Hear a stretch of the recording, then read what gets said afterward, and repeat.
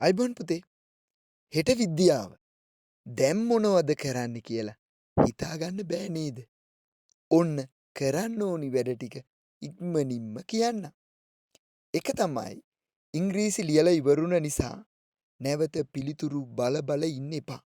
ඒක ලේසි වුණත් අමාරුණත් ඒක අමතක කරලා දාන්න.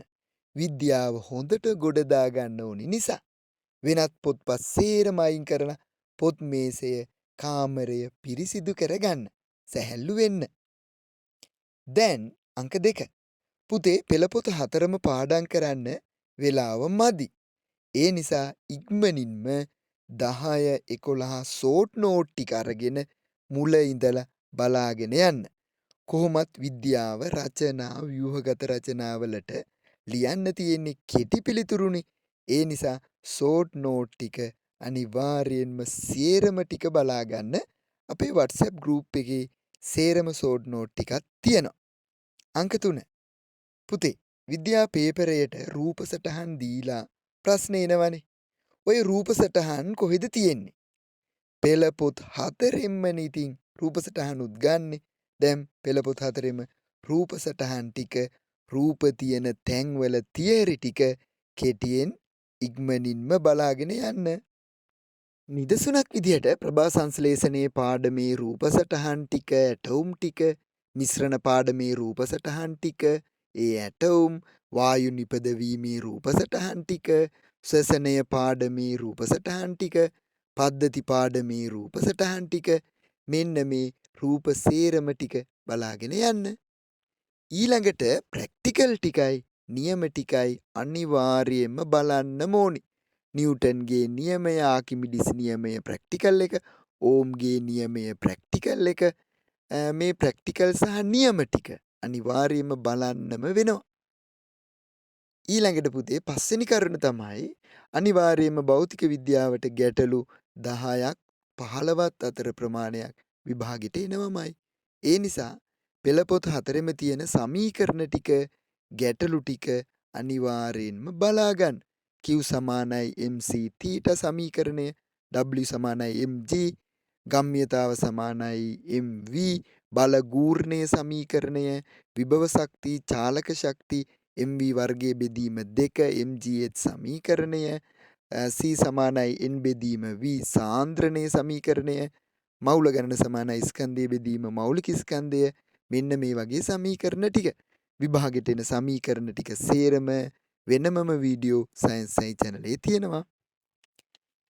ඊළඟට අනිවාර්යයෙන්ම ප්‍රශ්න එනවා කියලා දන්නම පාඩම් ටික මුළු පාඩමම බලා ගන්න වෙනවා පුතේ. 11 ශ්‍රේණිය ජෛව ගෝලයේ පාඩම, පද්ධති 6ම, ප්‍රභා සංශ්ලේෂණයේ පාඩම, මිශ්‍රණ පාඩම, අම්ල බස්ම ලවණ පාඩම, ඉලෙක්ට්‍රෝනික විද්‍යාව පාඩමේ පරිපත ටික, විද්‍යුත් රසායනයේ පාඩමේ කෝස ටික ඔන්න ඔය වගේ වනම් අනිවාර්යෙන් බලන්න වෙනවා. ඊළඟට පුතේ අන්තිමටම මම කියන්නේ අනුමාන කියලා දීපු මාතෘකා ටික බලන්න කියලා. ඔය මේ වීඩියෝ එකේ තියෙන්නේ මේ පාර එයි කියලා බොහෝ දෙනෙක් හිතන අනුමාන ටික. හැබැයි මේ අනුමාන ගැන විතරක්ම විශ්වාසය තියන්න නම් එපා පුතේ. ඉතිහාසය සිංහල බුද්ධාගම වගේ හැමදාම ආපු කොටස් වලින් මෙවර ප්‍රශ්න ආවේ නැහැ. මෙවර බොහෝ දෙනෙක් අනුමාන කරන බහිස්රාවී පද්ධතිය වෙනුවට වෙනත් පද්ධතියකින් රූප සටහන දීලා ප්‍රශ්න තියෙන්නත් පුළුවන් පුතේ. ඒ නිසා අනුමාන ටිකත් බලා ගන්න. හැබැයි ෂෝට් නෝට් හරි සියලුම මුළු විෂය නිර්දේශයේම කවර් කරගන්න බලන එක තමයි වඩා හොඳ. අවසානයේදී පුතේ වෙලාව තවත් ඉතිරි නම් අනිවාර්යයෙන්ම පළාත් පේපර් ටික අමාත්‍යංශ පේපර් ටිකේ ප්‍රශ්න සහ උත්තර ටික බලන්න. ප්‍රශ්නයි උත්තර ටික බලන්න. විශේෂයෙන්ම දකුණු සහ වයඹ පළාත් පේපර් දෙකේ. මොකද මේ දෙකේ හිතලා ලියන්න තියෙන ප්‍රශ්න වැඩිපුර තියෙන නිසා. පළාත් 9ේම පේපර් ටික බලා ගන්න එක හොඳයි. පළාත් 9ේම පේපර් WhatsApp group එකේ තියෙනවා. පුතේ මෙවර එන්න පුළුවන්ම ප්‍රශ්න පිළිබඳව වෙන වෙනම අනුමාන වීඩියෝ සයන්ස් channel එකේ තියෙනවා. ප්‍රශ්න පත්‍ර රටාව වෙනස් නොකළොත් අනිවාර්යෙන් ඒවා විභාගෙට එයි. ඒවා අනුමාන පමණයි පුතේ. හරියටම අපට කියන්න බෑ. පසුගිය ප්‍රශ්න පත්‍ර විශ්ලේෂණය කරලා තමයි මේ අනුමාන දීලා තියෙන්නේ.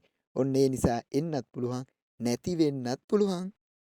කොහොමත් පුතේ මේ දක්වා තිබුණු විෂයන් තුනම ගොඩාක් අමාරුුනේ නැහැ. ඒ නිසා විද්‍යාවටත් බය වෙන්නේ නැතුව යන්න. පාඩම් කරපු නිසා පුතේ ලියන්න ඕනිතරම් ප්‍රශ්න පේපර් එකේ තියෙයි. හැමෝටම හොඳ ප්‍රතිඵලයකට යන්න සුබ පතනවා. සුබ දවසක්.